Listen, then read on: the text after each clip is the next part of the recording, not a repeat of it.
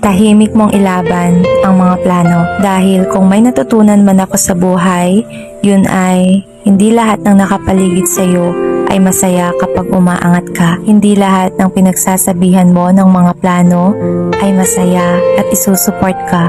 This is a hard pill to swallow, but believe me, there are people who want you to feel. People who make friends and relationship as a competition. Kaya sana this time, tahimik mong ipanalangin at ipanalo ang mga planong nasimulan mo.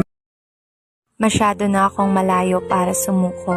Marami na rin akong naipanalong laban. Kaya kahit nahihirapan ako ngayon sa sitwasyon ng buhay ko, magpapatuloy ako. At kahit bigyan ako ng mundo ng rason para sumuko, I will still choose to fight back. Dahil alam kong hindi pa tapos ang laban. At alam kong habang humihirap, papalapit na rin sa mga pangarap. Every